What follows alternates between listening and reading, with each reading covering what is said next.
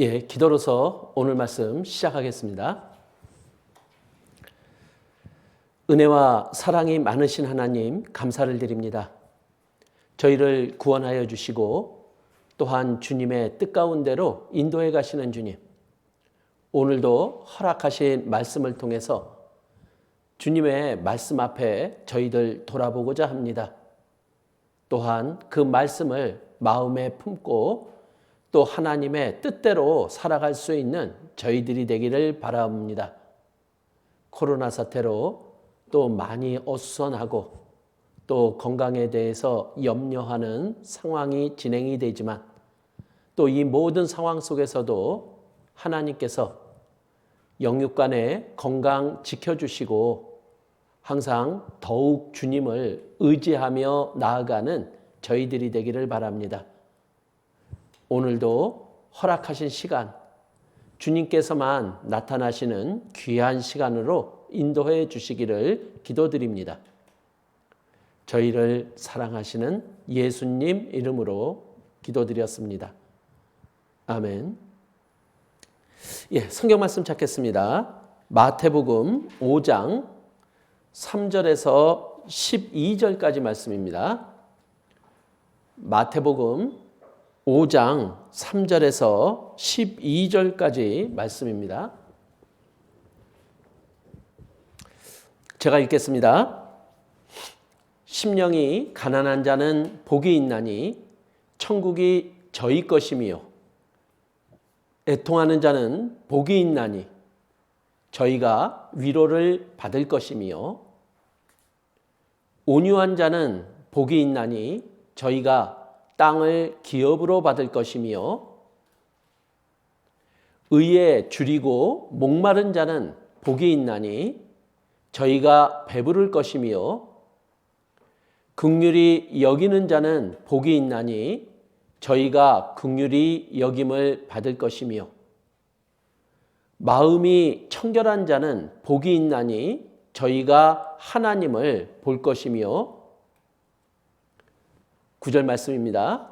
화평케 하는 자는 복이 있나니 저희가 하나님의 아들이라 일컬음을 받을 것이며 의를 위하여 핍박을 받는 자는 복이 있나니 천국이 저희 것임이라.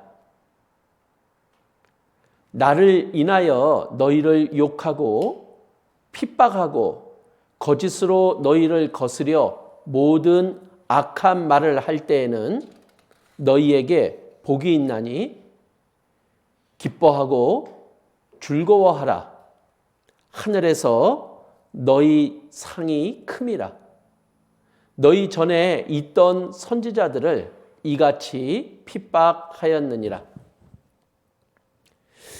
오늘은 마태복음 5장에 기록된 예수님의 산상수훈의 말씀을 가지고 하나님의 교훈을 받아보고자 합니다. 이 마태복음 5장에 지금 읽은 말씀 속에는 하나님이 우리들에게 주시고자 하는 복이 기록이 되어 있습니다. 자, 복 받는 거 좋아하세요? 우리는 새해를 시작할 때면 인사를 나눕니다. 그런데 우리가 제일 많이 나누는 인사가 복 많이 받으세요 이렇게 인사를 나눕니다. 그런데 진짜 복이 무엇인지 우리가 알지 못하면 그 복을 받을 수가 없는 거잖아요. 이 산상수훈의 말씀은 구원받은 성도들에게 전해주시는 예수님의 말씀입니다. 그렇다면 우리가 구원받았다면 우리는 하나님이 주시는 복을 누릴 수 있는 자거든요. 그런데 하나님이 주시는 복을 우리가 누리고 받으려면 어떻게 해야 하는지를 지금 예수님이 말씀으로 우리들에게 알려주고 있는 겁니다. 그래서 하나님이 주시는 축복은 이 세상에서 생각하는 복과는 다릅니다. 이 세상에서는 내가 무엇을 가졌는지 그리고 무엇을 누리고 사는지를 가지고 복이라고 이야기를 합니다. 그러나 예수님은 우리들에게 내가 어떤 자이냐에 따라서 그것이 복이 되느냐 안 되느냐 그것을 알려주고 있는 거예요. 왜냐하면 그 복은 내가 갖는 것이 아니라 내가 하나님 앞에 어떠한 자가 될 때 하나님이 그러한 자에게 주시는 복을 우리는 받을 수 있고 그 복을 누릴 수 있는 겁니다. 그래서 오늘 읽은 말씀을 통해서 진정한 복이 무엇인지 그리고 누가 진짜 복된 사람인지 우리가 그것을 알아보는 시간을 가져보려고 합니다. 그래서 지금 읽은 말씀에는 8가지의 복이 기록이 되어 있어요. 그런데 이것을 또 하나로 다 합치면은 예수님의 마음이라고도 이야기를 합니다. 즉 우리가 예수님의 마음을 예수님의 성품을 우리가 갖게 될 때 우리는 하나님이 주시는 그 복을 누릴 수 있는 자가 될 수 있음을 알려주고 있는 거예요. 자, 지금의 나는 하나님의 복을 받을 수 있는 완전한 자는 아닙니다. 그러나 그 복을 받으려면 이렇게 변해야 된다. 이렇게 바뀌어야 된다. 그것을 우리들에게 설명하고 있는 겁니다. 그래서 하나님이 주시는 복을 우리가 누리기를 원한다면 우리의 삶이 바뀌어져야 되는 거예요. 그래서 빌립보서 2장 5절에는요. 예수님이 이렇게 말씀하시죠. 너희 안에 이 마음을 품으라. 사도 바울을 통해서 바로 그리스도 예수의 마음을 품으라고 말씀을 하고 있는 거예요. 그리고 우리가 이제 구원을 받았다면 우리는 베드로후서 1장 4절 말씀처럼 신의 성품에 참여하는 자가 되어야 될 것을 우리들에게 권하고 있는 겁니다. 우리가 구원받았다면 우리는 예수님을 닮아가고 예수님의 마음을 품는 자가 되어야 될 것을 우리들에게 알려주고 있는 거예요. 그래서 지금 8가지 복을 소개하고 있지만 이것은 서로가 연결이 되어 있는 복입니다.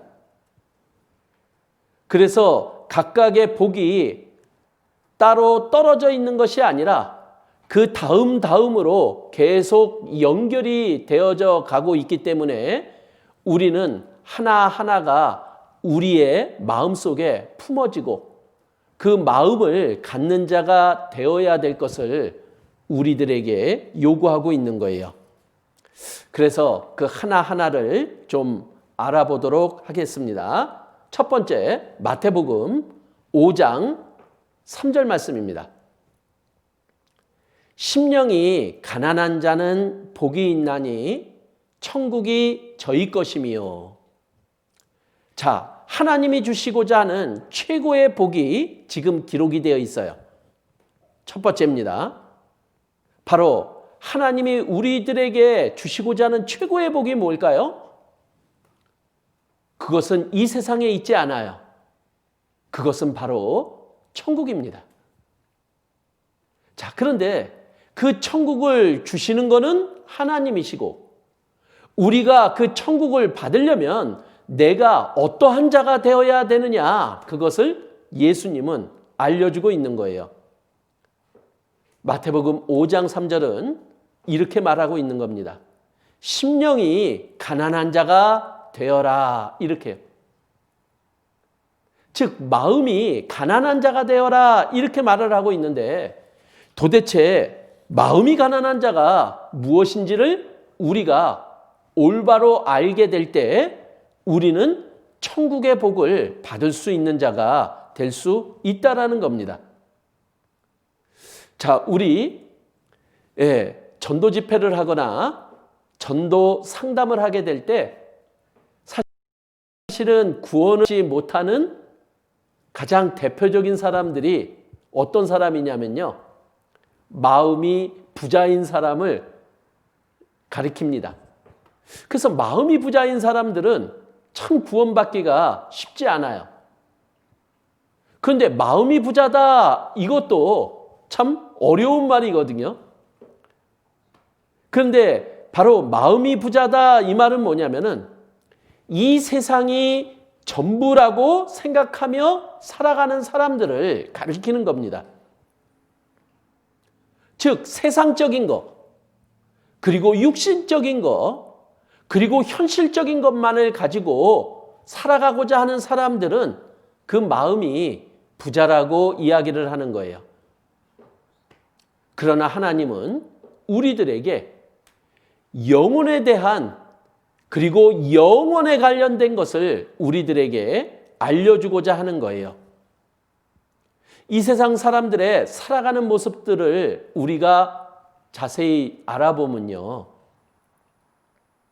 세상에다가 소망을 걸어놓고 살아가잖아요.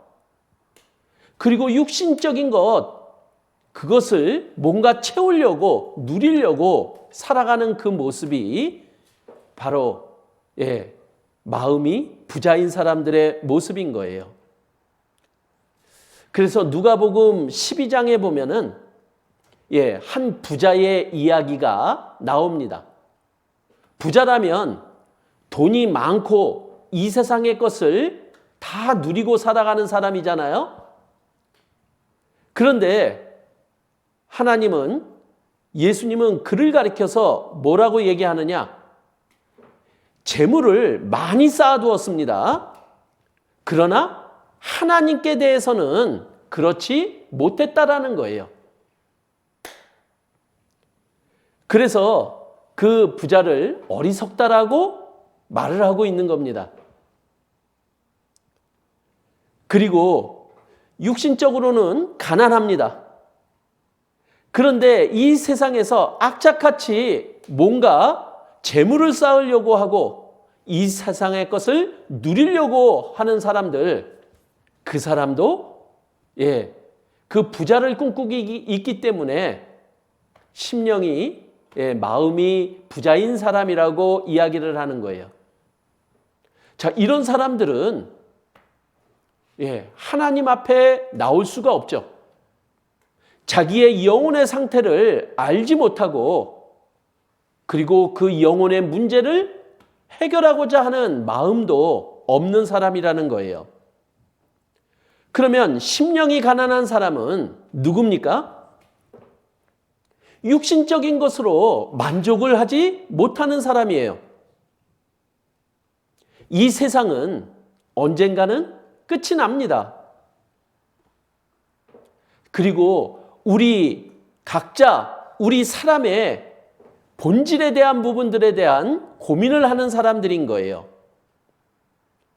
그래서 영원한 것을 추구하고자 하고 그리고 완전한 것을 또한 추구하고자 하는 사람들이 바로 심령이 가난한 사람이라는 거예요.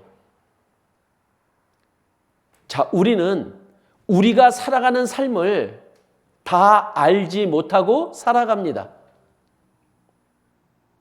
자, 그런데 성경에 믿음의 위인들을 통해서 우리가 살아가는 삶이 무엇인지를 하나님은 우리에게 알려주고 있어요. 자, 우리는 이 세상에 태어납니다. 그런데 빈손으로 태어나죠. 그리고 우리는 반드시 언젠가 한 번은 죽습니다. 그런데 죽을 때 또 아무것도 가져가지 못한다라고 말을 하고 있는 거예요. 그래서 우리가 살아가는 이 연수의 자랑이 뭐냐? 수고와 슬픔뿐이라고 말을 하고 있는 거예요. 근데 우리가 성경은 그렇게 말하고 있지만은 우리는 그것을 사실로 받아들이지 않은 채 이 세상에서 또 무언가 가지려고, 무언가 누리려고 또 열심히 살아가고 있다라는 거죠. 자, 우리는 창세기만 읽어봐도요, 하나님은 창조주고, 그리고 나는 피조물입니다. 그리고 이 세상은 내 것이 아무것도 없다라고 우리들에게 알려주고 있는 거예요. 자, 태어나는 거는 순서대로 태어났지만은 죽는 거는요, 순서대로 죽지 않아요.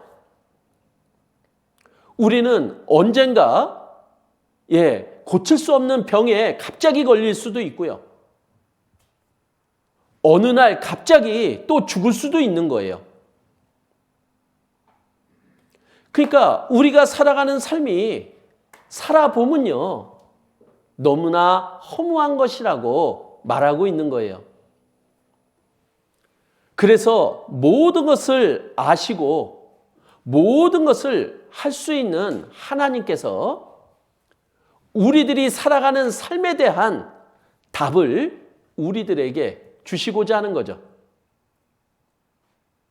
그래서 이 세상이 허무하다면요, 이 세상의 삶이 수고와 슬픔뿐이라면요, 하나님은 우리에게 진정한 위로를 주시고자 하는 거예요.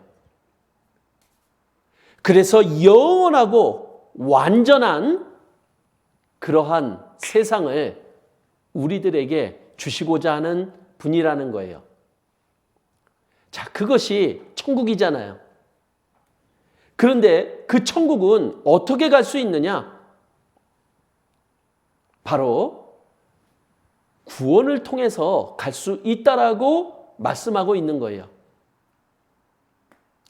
그 구원은요, 바로 하나님께서 약속하신 예수 그리스도께서 이 땅에 오셔서 우리의 모든 죄를 피 흘려 죽어주심으로 용서하셨다라는 그 사실을 우리들에게 알려주셨을 때, 그것을 사실로 받아들임으로 주어지는 은혜입니다.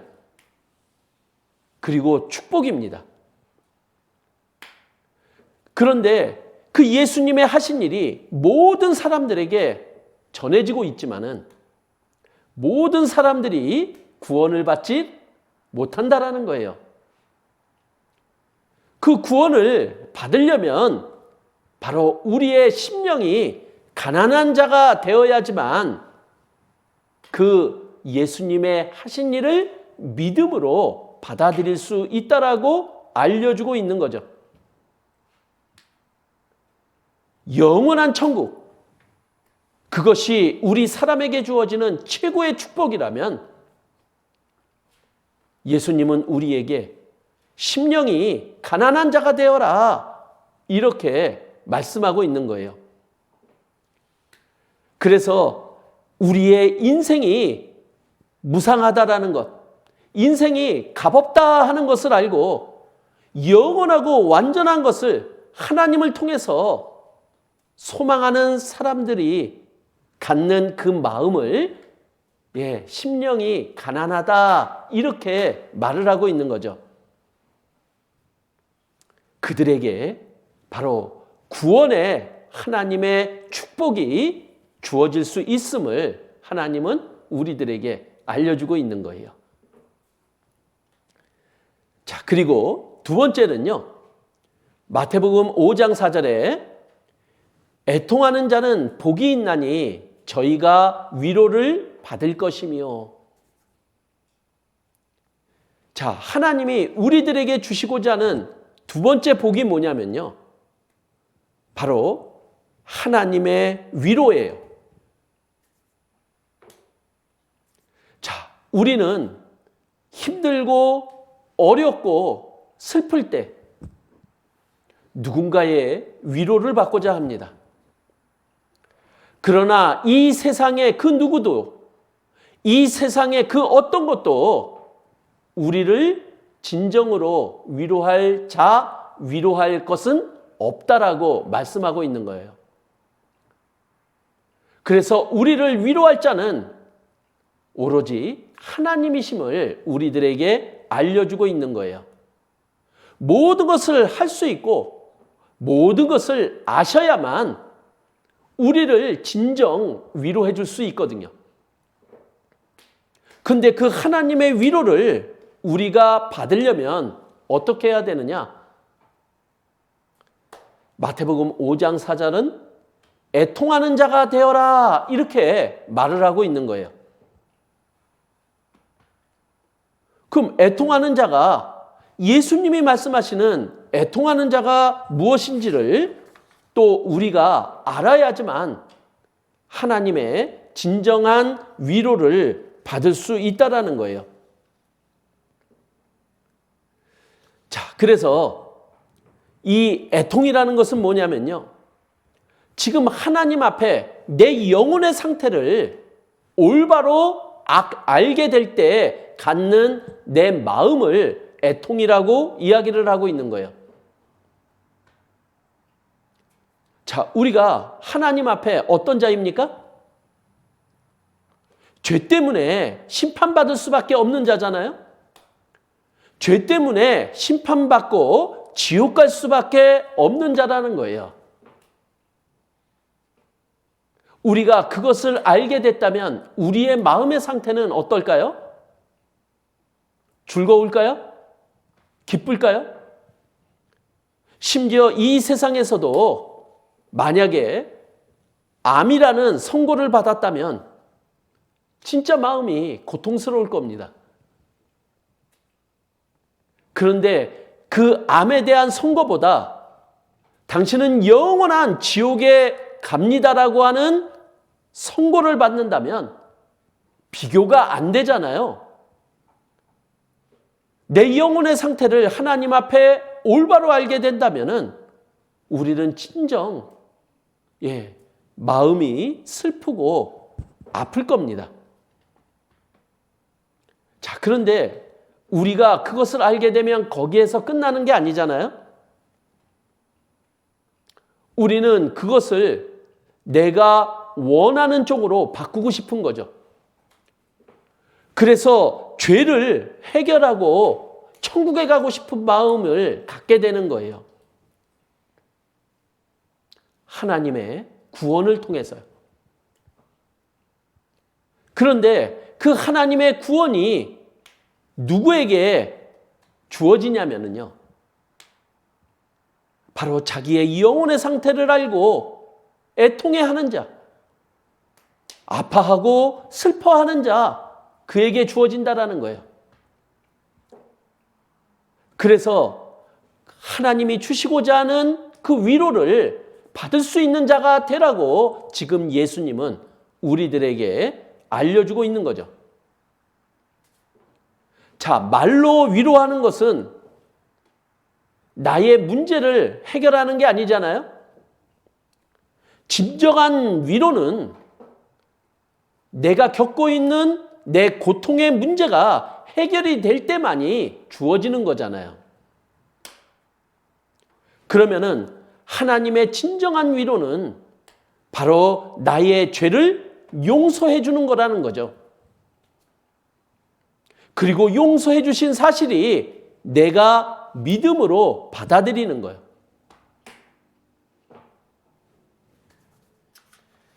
그래서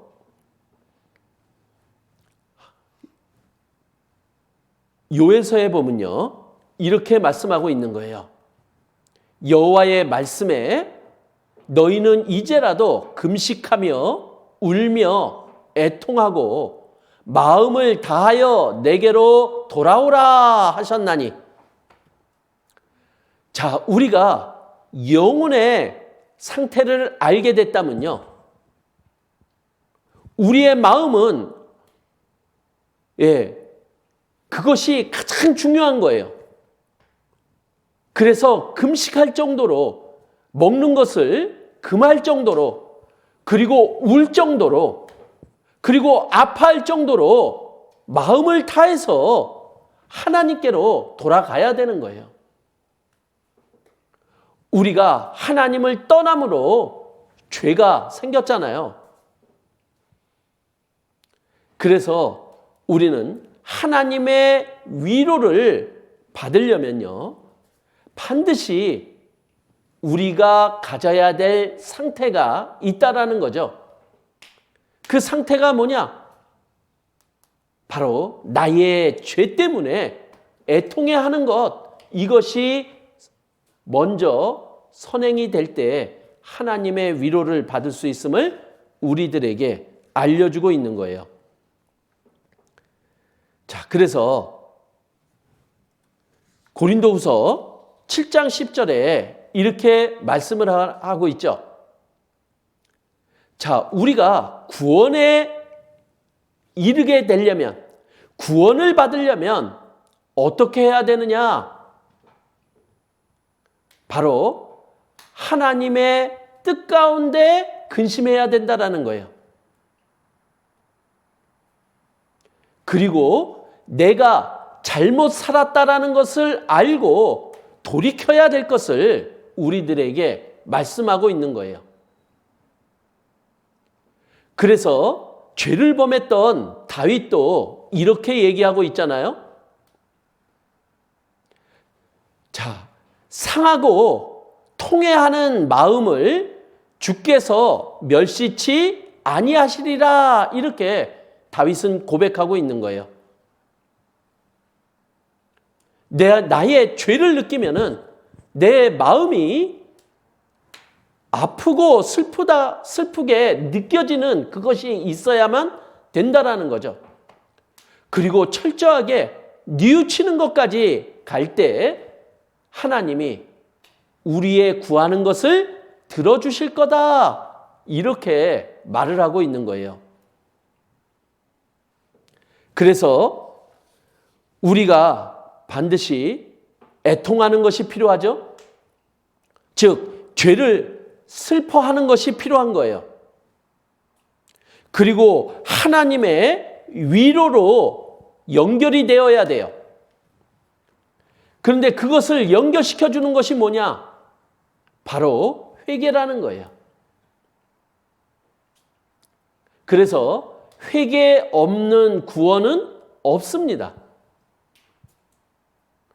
우리가 회개하지 않는다면 복음은 믿어지지 않는 거예요. 그래서 우리가 하나님 앞에 나의 영혼의 상태를 알고 우리가 하나님께 돌이켰던 나를 하나님께로 다시 되돌려서 하나님께로 나오는 것까지 진행이 될 때 하나님이 우리를 위해서 행하신 일들이 사실로 받아들여질 수 있음을 우리들에게 알려주고 있는 겁니다. 그래서 시편 34편 18절에는 이렇게 말씀하고 있는 거예요. 여호와는 마음이 상한 자에게 가까이 하시고 애통해하는 자에게 하나님은 가까이 해주신다라는 거예요. 그러나 해결은 안 됩니다. 근데 해결은 어떻게 되느냐? 중심에 통해하는 자를 구원해 주신다라고 약속하고 있는 거예요. 즉 마음에 철저하게 돌이키고 뉘우치는 거죠. 그런 자를 하나님은 구원해 주신다. 죄를 용서해 주신다. 그것이 바로 죄인인 우리에 대한 최고의 위로가 될 수 있잖아요. 그래서 우리가 하나님 앞에 죄인임을 깨달았다면요, 우리는 회개해야 돼요. 돌이켜야 돼요. 그리고 하나님이 우리의 죄 용서해 주심을 우리가 믿는 게 받는 겁니다. 그래서 예수님이 십자가에 못 박혀 죽으실 때 같이 못 박힌 두 강도가 있었잖아요. 근데 한 강도는 자기의 잘못한 것을 돌이켰어요. 그리고 예수님께 구한 거예요. 그랬더니 예수님이 그 강도의 죄도 용서하시고 이렇게 누가복음 23장 43절에 말씀하고 있거든요. 내가 나와 함께 낙원에 있으리라 이렇게요. 결국 이 강도도 천국에 들어가게 된 거잖아요. 하나님의 위로를 받은 겁니다. 그래서 바로 예수님이 우리의 죄를 영원히 용서하시고 그것을 우리가 믿음으로 받아들이는 것, 이것이 하나님의 위로임을 우리들에게 알려주고 있어요.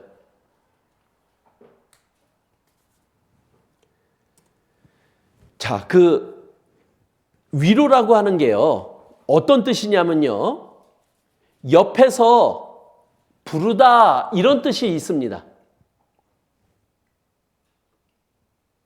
즉 옆에 함께하며 누군가가 같이 있다 이런 뜻이거든요. 그게 위로라는 거예요. 자, 우리가 구원을 받을 때 성령이 바로 나와 같이 한다라는 거죠. 그래서 이 애통하는 자가 위로를 받는다, 이 말은 뭐냐? 구원을 받는다?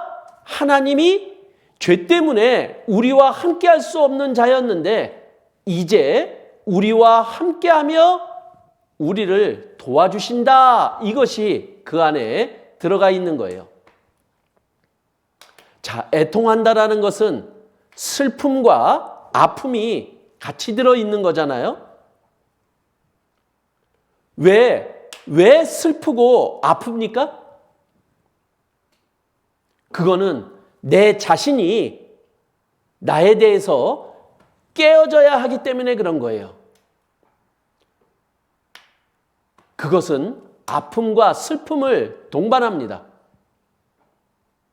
내 안에 반드시 있어야 될 게 있는 거예요. 내 안에 반드시 없어야 될 게 있는 거예요. 그런데 그게 있으면은 우리는 그것이 깨어져야 되는 거예요. 내 안에 반드시 죄는 없어져야 되는 거예요. 그런데 죄가 있으면 우리는 슬퍼하고 아파해야 되는 게 마땅한 거죠. 그래야지만 하나님의 위로를 받을 수 있는 자가 될 수 있는 거예요. 자, 우리 안에 하나님이 함께 해주셔야 되잖아요. 그런데 내 안에 하나님이 함께하지 않고 있는 거예요. 그러면 그것을 슬퍼하고 아파해야 되는 게 마땅하다라는 거죠. 그래야지만 우리는 하나님의 위로를 받을 수 있음을 알려주고 있습니다. 자, 마태복음 5장 5절 말씀입니다. 온유한 자는 복이 있나니 저희가 땅을 기업으로 받을 것이며. 자, 예수님이 또 주시고자 하는 복이 있어요. 하나님이 주시고자 하는 복. 그게 뭐냐? 하나님이 주시는 땅의 기업이 하나님이 주시고자 하는 복입니다.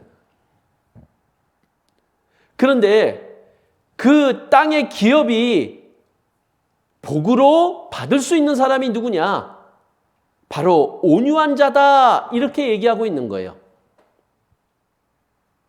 그런데 이 온유한 자가 도대체 무엇인지 우리가 알아야지 땅의 기업도 받을 수 있는 것 아니에요? 자, 그 온유가 뭐냐면요, 바로 예수님은 이렇게 말씀하고 있죠. 마태복음 11장 29절에 나는 마음이 온유하고 겸손하니. 바로 이 온유는요, 바로 그리스도의 성품이고 또한 하나님의 마음인 거예요. 자, 그런데 이 온유가 우리가 구원을 받을 때요, 성령이 내 안에 들어오시잖아요.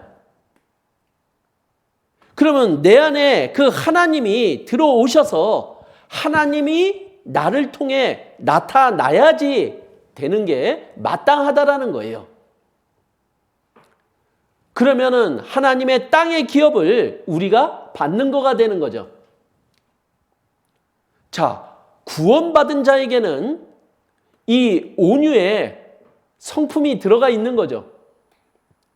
그런데 그 온유의 성품이 나를 통해서 나타나느냐, 나타나지 못하느냐, 그 차이라는 거예요. 그래서 우리에게 그 온유가 나를 통해 나타날 수 있도록 하라고 하나님이 말씀하고 있는 거예요.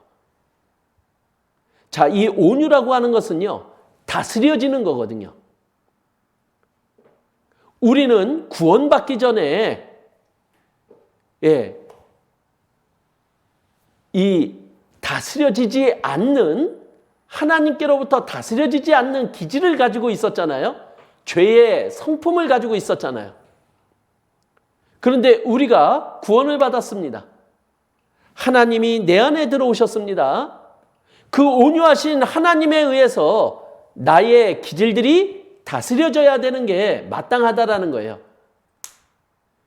그때 그 온유가 나를 통해서 밖으로 드러나는 거잖아요. 그러면 그렇게 다스려지려면 어떻게 해야 되느냐라는 거예요. 바로 하나님의 말씀에 순종하며 살아가는 삶이 이어져야만 된다라는 거예요. 그래서 내 안에 주신 하나님의 성품, 그 온유가 밖으로 드러나느냐, 안 드러나느냐. 바로 내가 하나님의 말씀대로 살아가느냐, 살아가지 못하느냐, 여기에 달려있다라는 거예요. 그래서 예수님이 우리들에게 본을 보여주셨습니다. 죽기까지 하나님께 순종하고 복종하는 모습을 십자가에서 보여주신 거잖아요. 자, 그렇게 온유한 자가 되면 어떻게 된다고요? 땅을 기업으로 받는다라고 말씀하고 있는 거예요. 이것은 이 세상의 땅을 이야기하는 게 아니죠. 하나님이 주시는 땅이요. 그것은 천국도 그 안에 들어갈 거고요. 또 예수님과 함께 하는 것을 가리키는 겁니다. 하나님과 함께 하는 것. 그리고 하나님이 역사하시는 곳에 내가 있는 것도 그 땅을 기업으로 받는 거예요. 즉, 내가 하나님께 쓰임을 받는 것, 이것이 바로 땅을 기업으로 얻는 거다라고 이야기를 하는 거예요. 그런 자에게 하나님은 축복과 은혜를 베풀어 주시잖아요. 그 축복과 은혜를 베푸시는 그곳에 내가 있는 것도 땅을 기업으로 받는다라는 거예요. 그래서 하나님은요, 온유한 자를 쓰셔서 바로 우리로 하여금 하나님의 뜻을 이루고자 하는 거라는 거죠. 그것이 구원받은 우리가 누릴 수 있는 참된 복이라고 지금 예수님은 우리들에게 알려주고 있는 거예요. 자, 그리고 마태복음 5장 6절에 네 번째 복을 소개합니다. 의에 줄이고 목마른 자는 복이 있나니 저희가 배부를 것이며.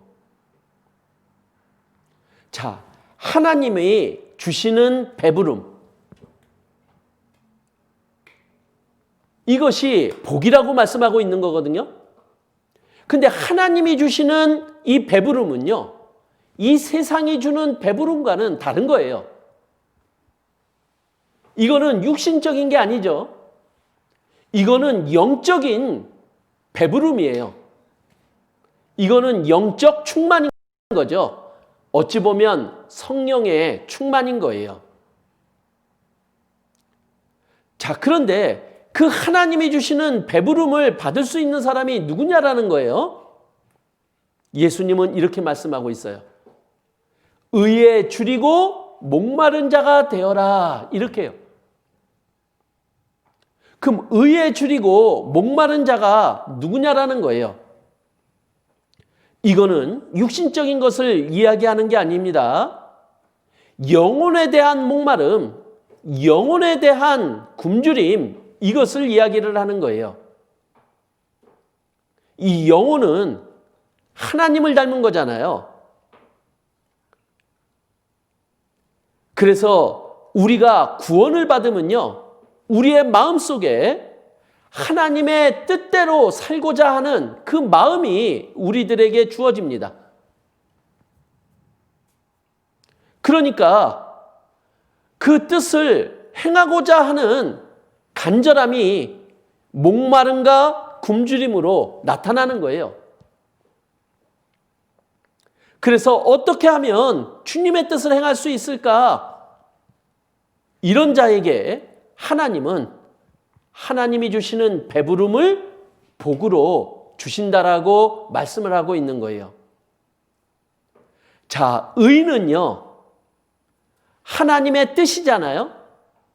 그리고 하나님 자신이기도 합니다. 즉, 의에 대해서 목마르고 굶주리다, 이 말은 뭐냐? 하나님을 그렇게 간절하게 찾는다라는 뜻이잖아요. 그래서 이 의는요, 바로 하나님의 선하시고 기뻐하시고 온전하신 뜻을 가리킵니다. 그래서 우리가 하나님의 뜻에 대해서 그것을 이뤄가기 위해서 그것을 간절히 사모하고 원하는 것을 가리키는 거예요. 그것은 또한 기도로 나오게 되잖아요. 그때 하나님은 그것이 하나님의 뜻대로 하는 기도이기에 하나님은 그것을 채워주신다, 이렇게 말씀하고 있는 거예요. 자, 그래서 하나님은 배부를 것이다, 이렇게 얘기를 해요.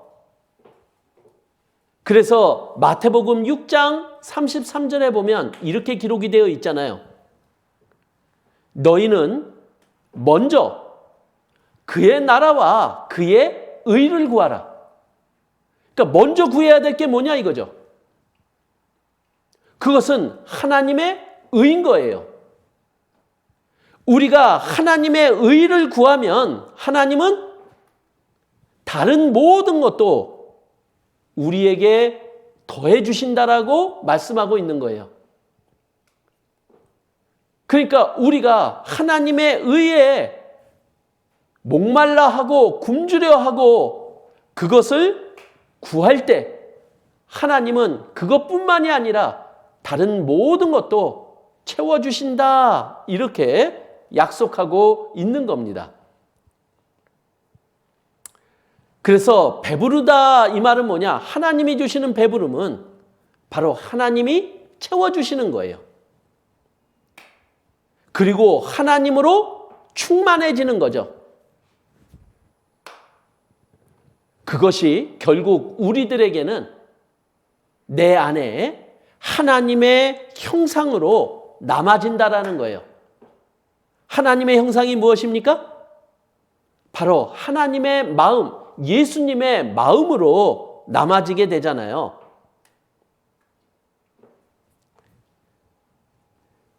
그리고 다섯 번째 복을 소개합니다. 5장 7절. 긍휼히 여기는 자는 복이 있나니 저희가 긍휼히 여김을 받을 것이며. 자, 하나님이 주시는 복. 다섯 번째 복이 뭐냐? 긍휼히 여김을 받는 것. 자, 우리가 어떻게 구원을 받았습니까? 바로 하나님의 긍휼을 통해서 구원받은 거예요. 우리가 무엇을 해서 받은 게 아니잖아요. 그런데 하나님께서 우리를 불쌍히 여겨주신 거예요. 그런데 그 불쌍히 여겨주심 속에는 하나님의 사랑도 들어있는 거잖아요. 그러니 하나님께로부터 긍휼히 여김을 받는 게 얼마나 큰 복이냐라는 거예요. 그런데 그 하나님의 긍휼히 여김을 받으려면 우리가 어떻게 해야 되느냐? 바로 내가 긍휼히 여기는 자가 되라고 예수님은 우리에게 알려주고 있는 거예요. 자, 그러면 긍휼히 여기는 자는 무엇입니까? 자, 긍휼이라는 거요. 그거는 어려운 상황 속에 있어요. 비참한 상황 속에 있어요. 그렇다면은 그러한 상황 속에 있는 사람을 우리는 어떻게 봅니까? 불쌍히 여기는 거죠. 그래서 그를 돕고 싶고 그리고 그들에게 무언가를 주고 싶은 마음, 이게 긍휼인 거거든요. 근데 이 긍휼은요, 바로 하나님의 마음인 거예요. 예수님의 마음인 거예요. 그래서 하나님의 긍휼이 제일 잘 나타난 곳이 십자가잖아요. 왜 예수님께서 그 십자가에 피 흘려 죽어주시며 모든 고통을 감당하셨을까요? 왜냐하면 우리가 너무나 비참한 상태에 있는 거예요. 왜냐하면 그냥 놔두면 영원한 지옥에 갈 수밖에 없게 되는 거예요. 그러니 우리가 얼마나 불쌍합니까? 그래서 우리를 긍휼히 여겨주셔서 십자가에서 우리 대신 고통을 받고 피 흘려 죽어주신 거잖아요. 자, 그렇다면은 우리는 그러한 긍휼을 받고 그렇게 구원받은 자잖아요. 근데 우리는 지금 내 주변에 벌어지는 일들을 보자라는 거예요. 우리는 내 주변의 사람들을 어떻게 보고 있습니까? 혹시 나를 화나게 하거나 나에게 잘못된 말을 하거나 내 기분을 상하게 하거나 그렇다면 우리는 무엇이 잘못됐는지 무엇이 옳은 건지 이것을 어느 정도는 알 수 있는 거죠. 그럼 잘못 살아가고 잘못 행동하고 잘못 말하는 사람은 어떤 사람인가요? 미움을 받아야 되는 사람인가요? 책망을 받아야 되는 사람인가요? 아니요. 그렇게 잘못 살아가고 있기 때문에 불쌍한 사람인 거예요. 그런데 그 불쌍함으로 그들을 구해줄 수 있는 방법은 긍휼이고 사랑인 거라는 거죠. 그렇다면 그들을 불쌍하게 볼 수 있는 마음을 하나님은 우리에게 구원을 통해서 주셨다는 거예요. 근데 우리는 그 하나님의 그 엄청난 긍휼과 사랑을 받았는데 우리는 잘못 행동하고 잘못 말하고 잘못 살아가는 사람들에게 어떤 마음을 갖고 있느냐라는 거예요. 긍휼의 마음을 가지고 계십니까? 사랑의 마음을 가지고 계십니까? 우리가 그것을 가지고 있지 못하니까 하나님은 그 긍휼한 자가 되라고 우리들에게 요구하고 있는 거예요. 그래야지만 하나님의 긍휼히 여김을 받을 수 있기 때문이에요. 내가 긍휼히 여기는 것과 하나님이 나를 긍휼히 여기는 것은 너무나 큰 차이가 있는 거예요. 하나님이 나를 긍휼히 여겨주신다는 것은 그것은 최고의 복인 거예요. 그러려면 내 삶이 내 안에 주신 하나님의 긍휼을 통해서 다른 사람들을 긍휼히 여겨주는 마음을 갖기를 예수님은 우리들에게 알려주고 있는 거죠.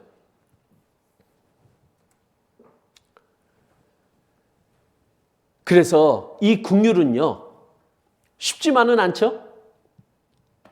그러나 우리가 구원받았다면 반드시 완성해 나가야 될 하나님의 성품이라는 거예요. 그래서 히브리서 4장 16절은 이렇게 얘기하고 있습니다. 그러므로 우리가 긍휼하심을 받고 때를 따라 돕는 은혜를 얻기 위하여 은혜의 보좌 앞에 담대히 나아갈 것이니라. 우리는 그래서 예수님 앞에, 하나님 앞에 나가야 될 자들인 거예요. 이 긍휼의 마음을 계속해서 품고 나가야 될 자들이라는 거예요. 자, 반대로 한번 생각해 볼까요? 우리가 왜 화가 납니까? 왜 다른 사람에 대한 미움이 올라옵니까? 왜 다른 사람을 판단하는 일이 올라옵니까? 이유는요, 바로 내 마음 속에 긍휼이 올라오지 않기 때문이라는 거예요. 내 안에 그 긍휼의 마음만 올라올 수 있다면요, 우리는 누구든지 용서할 수 있어요. 하나님처럼, 예수님처럼요. 그래서 어찌 보면 우리의 진정한 사랑은 이 긍휼이 나를 통해서 나올 때 가능한 거라고 말씀하고 있는 거잖아요. 그래서 하나님이 나를 긍휼히 여기신 것처럼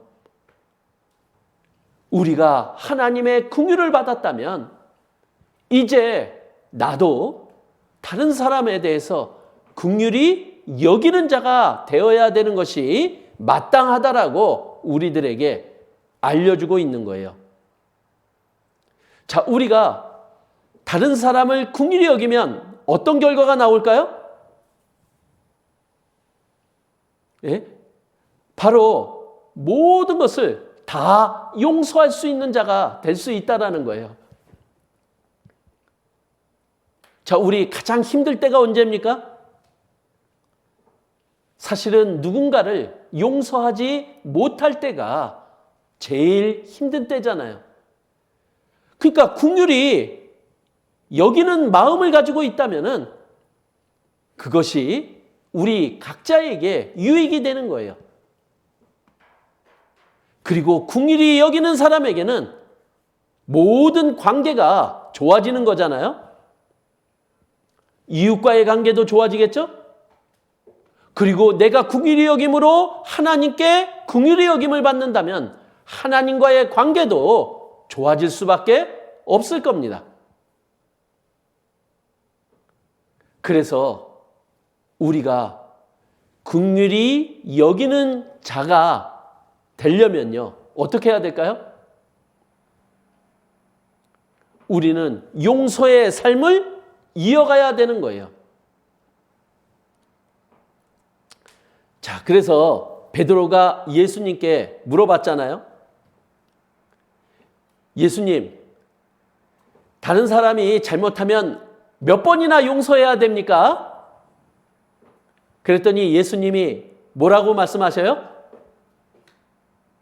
숫자 계산하지 말고 쉽게 얘기하겠습니다. 계속해서 용서해라.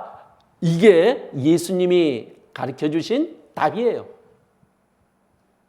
우리는 끊임없이 계속해서 용서해야 될 자들이라는 거예요. 왜냐하면 그 이상의 용서를 받았기 때문에요. 내가 받은 용서가 너무나 커서요. 우리는 나에게 잘못한 그 누구도 용서할 수 있는 자가 될 수 있음을 알려주고 계신 거잖아요.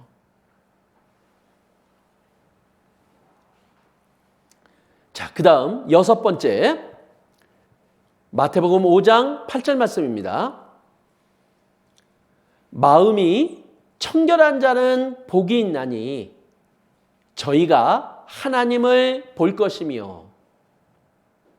자, 하나님이 주시고자 하는 복 중에 또 큰 복이 뭐냐?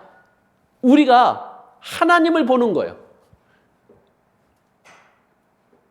우리가 하나님을 볼 수 있다면 구원받은 그리스도인이 누릴 수 있는 최고의 복 중에 하나인 거예요. 자, 우리가 하나님을 보지 못한다면 우리는 어떻게 살아갈까요? 내 생각대로, 내 마음대로, 내 뜻대로죠.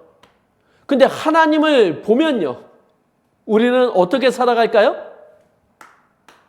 하나님의 뜻대로, 그리고 하나님의 말씀대로 살아갈 수 있겠죠.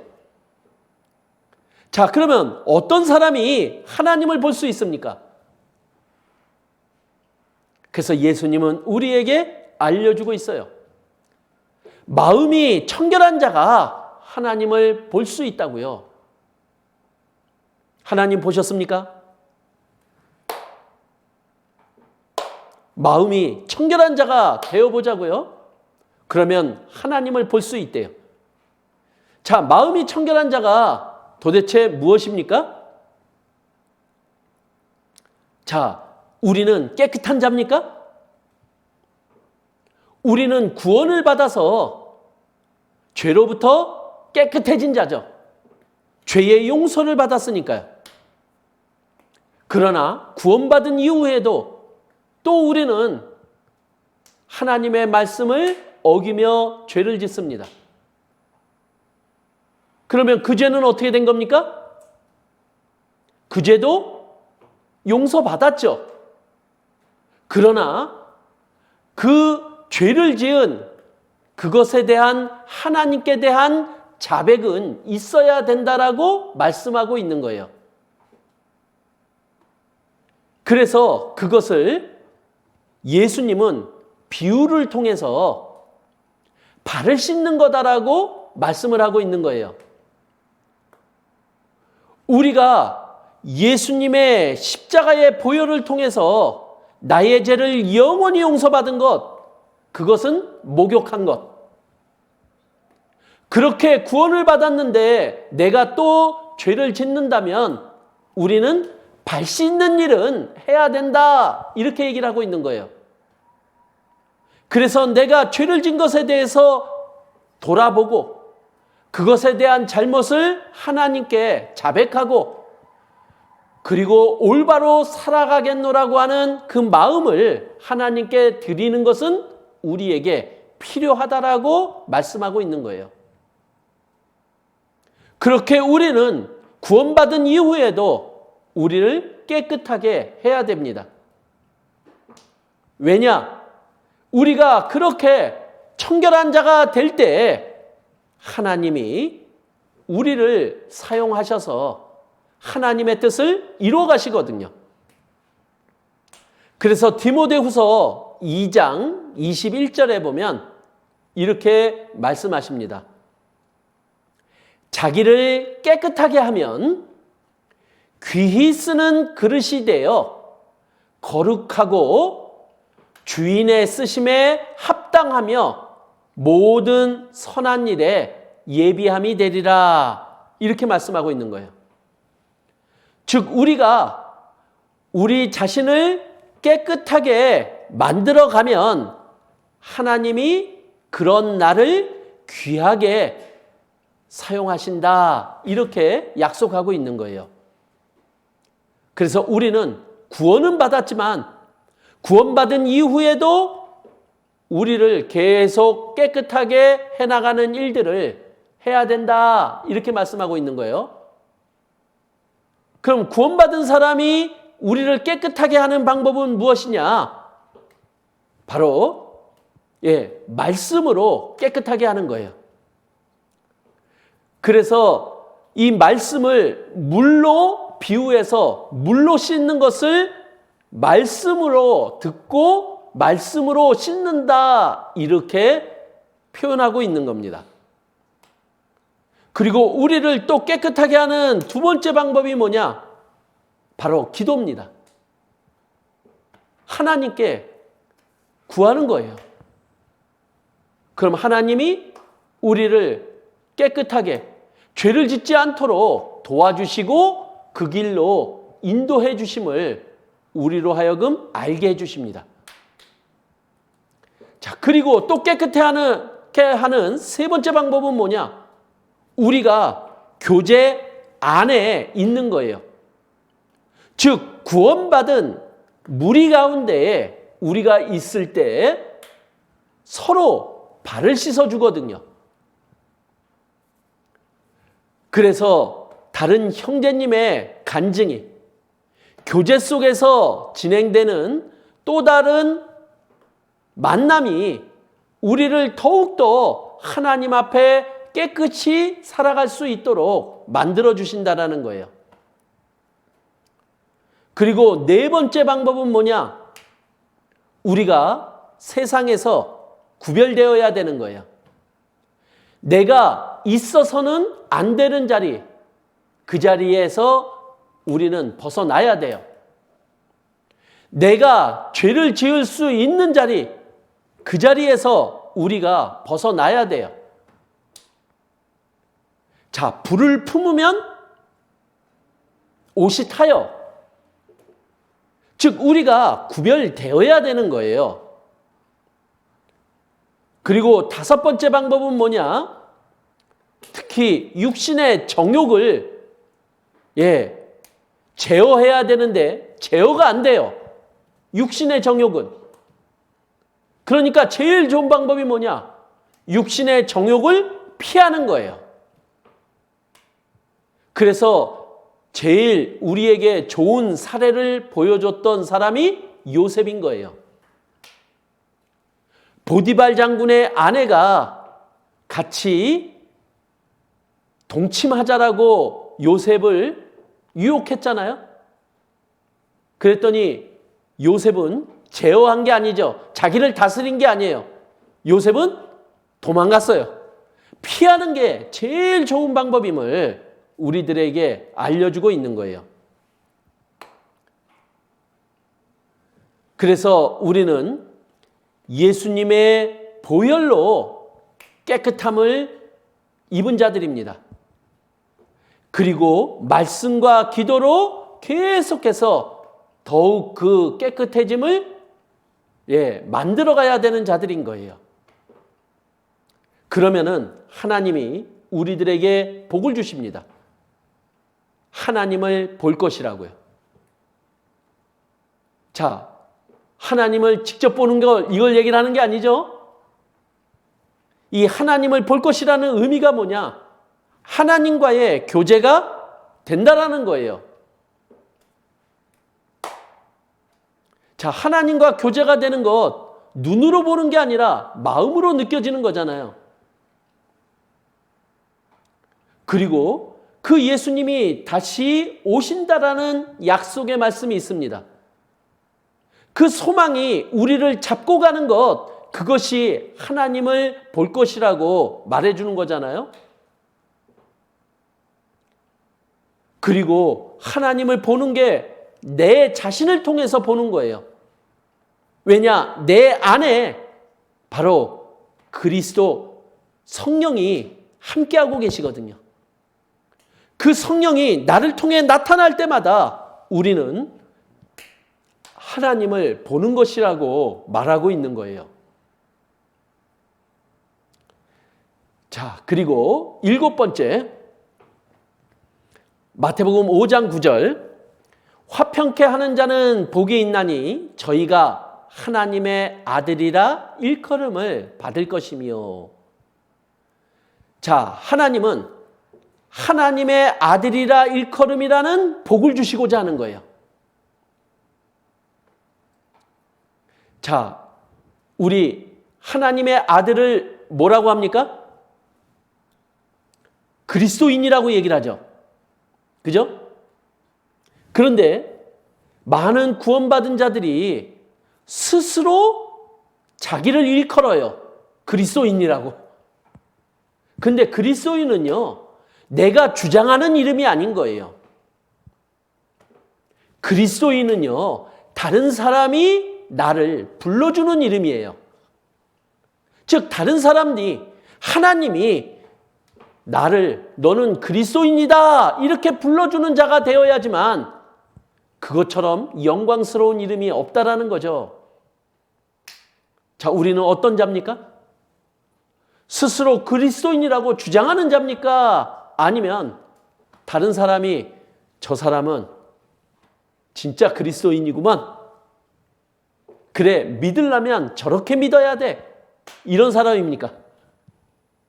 하나님이 인정해 주는 것, 이것이 우리들에게는 제일 값진 영광 아니에요? 그런데 그렇게 되려면은 어떻게 되어야 되느냐? 화평케 하는 자가 되어라 하고 예수님은 말씀하고 있는 거예요. 자, 그러면 화평케 하는 자는 누굽니까? 자, 우리 구원받은 그리스도인은요, 하나님과 원수였잖아요. 그런데 십자가에 예수님의 피로 구원을 받고 하나님과의 화평이 이루어진 자들입니다. 우리는 그렇게 구원을 받았잖아요. 그런데 이제 구원받은 우리가 해야 될 일이 뭐냐? 이제 하나님과 화평하지 않은 사람들과 화평케 하는 일을 해야 되는 사람이 구원받은 우리라는 거예요. 그래서 구원받은 우리는 그 일을 해야 됩니다. 바로 그 일이 복음 전하는 일이죠. 그 일이 바로 전도잖아요. 그래서 우리 최고의, 구원받은 우리의 최고의 사명, 그것이 바로 전도라는 거예요. 그리고 구원받은 우리 그리스도인들끼리도 서로 화평해야 되는 거예요. 하나님이 우리를 화평케 해주셨잖아요. 우리를 하나님 안에서 하나 되게 해주셨잖아요. 근데 우리가 서로 사랑하지 않는다면요, 이거 문제가 심각한 거죠. 즉, 우리는 화평을 깨는 자가 되는 거예요. 자, 그래서 우리가 에베소서 4장 2절에서 4절까지의 말씀을 보면요, 이렇게 말씀합니다. 모든 겸손과 온유로 하고 오래 참음으로 사랑 가운데서 서로 용납하고 평안에 매는 줄로 성령에 하나 되게 하신 것을 힘써 지켜라. 이렇게 말씀하고 있는 거예요. 즉, 우리는 주님 안에서 하나입니다. 근데 우리가 겸손하지 않으면요, 온유하지 않으면요, 오래 참지 않으면요, 사랑으로 용납해 주지 않으면요, 화평을 깨는 자가 되는 거예요. 하나가 되는 것을 막는 자가 되는 거예요. 그렇다면 누가 우리를 가리켜서 하나님의 아들이라고 일컬어 줄까요? 우리는 하나님의 아들입니다. 그러나 일컬음을 받아야 돼요. 하나님으로부터도 일컬음을 받고 다른 사람들로부터도 일컬음을 받아야 되는 자들이잖아요. 자, 어떠한 사람, 구원받은 어떤 형제 자매님이 있으면요, 그곳은 하나가 돼요. 그분은 분명 화평케 하는 자입니다. 그죠? 분명 진짜 그리스도인이구만, 이런 소리를 들을 겁니다. 그런데 구원받았음에도 불구하고 그 형제 자매가 같이 있으면 자꾸만 나뉘어져요. 어떤 자입니까? 화평을 깨는 자잖아요. 나는 어떤 자입니까? 나는 하나로 만드는 자입니까? 나뉘게 하는 자입니까? 그러나 하나가 되게 하려면요, 화평케 하려면요, 내가 해야 될 일이 있는 거예요. 바로 겸손이 있어야 되고, 사랑이 있어야 되고, 그리고 희생이 있어야 되는 거예요. 그리고 차별이 없어야 되는 거예요. 그리고 다툼도 없어야 되는 거예요. 그렇다면 하나님의 아들이라는 일컬음을 우리는 분명히 복으로 받을 수 있다라고 말씀합니다. 그래서 역으로 얘기하면요, 내가 진짜 하나님의 자녀인가? 우리 검증 한번 해봐야 되잖아요. 뭘로요? 내가 화평케 하는 자인지 아니면 나뉘게 하는 자인지 우리 자신을 좀 돌아보자라는 거예요. 그래서 우리가 화평케 하는 자가 되어서 그 하나님의 영광을 복으로 받아보자라고 하는 겁니다. 자, 우리는 하나님과 화평을 이룬 자입니다. 그리고 우리 자신과도 화평을 이루어야 되는 자들이에요. 그리고 나아가서 이웃과도 화평을 이루어야 될 자들입니다. 내가 있는 자리, 그곳에는 화평이 이루어질 수 있도록 만들어가야 될 것을 지금 예수님은 우리들에게 알려주고 있는 거예요.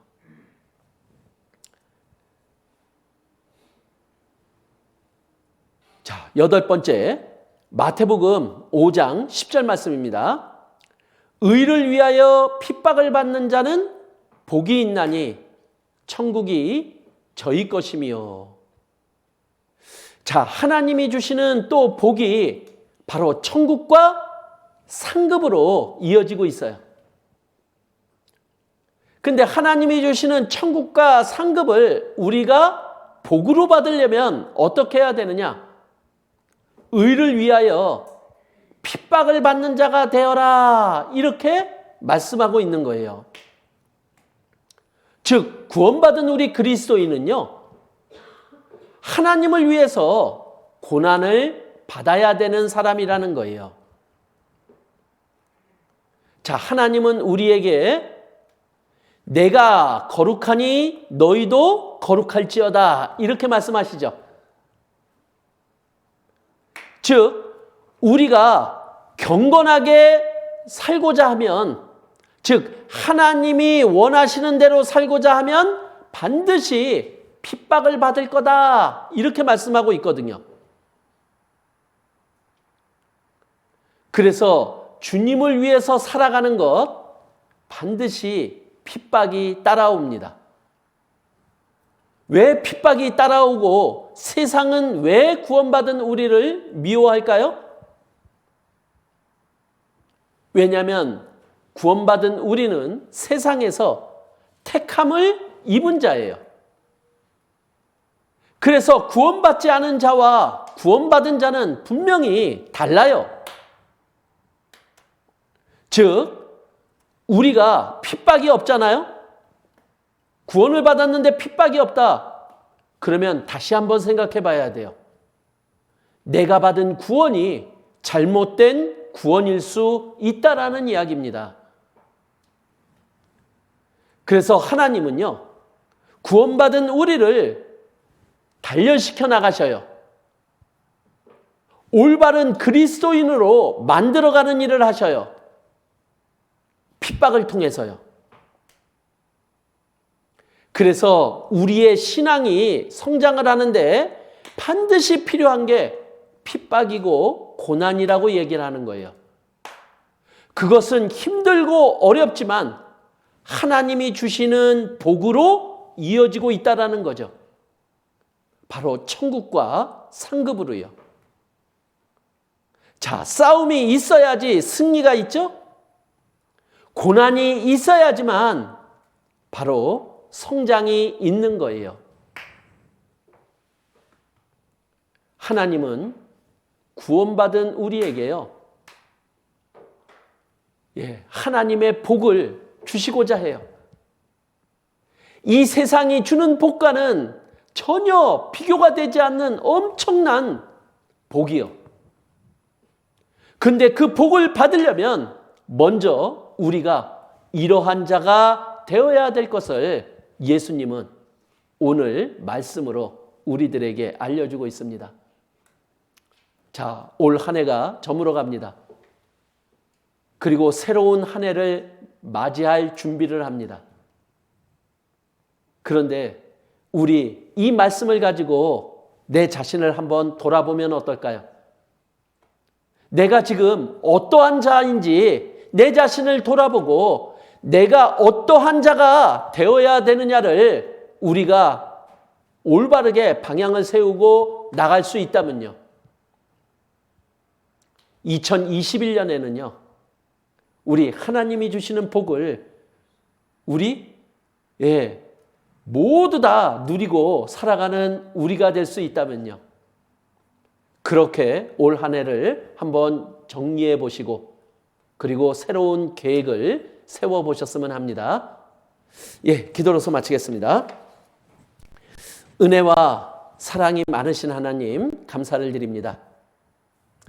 저희들에게 구원의 축복을 주신 하나님, 그리고 은혜에 은혜를 더해서 더욱 큰 복을 주시고자 하는 하나님, 그래서 우리가 그 복을 받기 위해서 우리가 어떠한 자가 되어야 될 것을 또한 오늘 말씀으로 교훈해 주셨습니다. 그 말씀을 조차 하나님의 복을 받을 수 있는 저희들이 될 수 있도록 우리의 각자의 마음을 또 하나님께서 돌아보게 하여 주시고 또 하나님의 말씀대로 살아갈 수 있는 저희들이 되기를 하나님께 기도드립니다. 저희를 사랑하시는 예수님 이름으로 기도드렸습니다. 아멘.